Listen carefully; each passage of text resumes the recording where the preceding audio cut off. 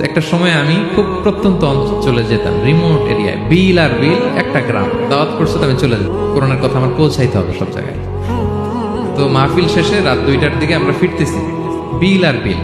হঠাৎ একটা মোড়, ওই মোড়ের ওইখানে দেখে একটা গাছ ফালা আছে। এটার মানে হচ্ছে আশেপাশে ডাকাত আছে, ওখানে ডাকাতি এরকম হয় আর কি, বিল এরিয়াতে গাছ ফেলে রাখে। তো গাছ থাকলে তো আর কোনো সিএনজি প্রাইভেট কিছুই যাবে না। তাই আমি বুঝতে পারলাম যে এটা তো ডাকাতের কাজ। আমি সূরা ইয়াসিন তেলাওয়াত শুরু করে দিলাম। বিপদে বলে সূরা ইয়াসিনের প্রথম 9 আয়াত, কয় আয়াত? এই 9 আয়াত পড়তে আরম্ভ করলাম। ড্রাইভারকে বললাম একটু করে পেছাও। তো টর্চ মারতেছে বিল থেকে, ওরা তো ওখানে উৎপেতে আছে। আমি পড়তেছি, কিছুক্ষণ পরে ডাকাত নিজে এসে গাছ সরাই দিয়ে বলতেছে যান।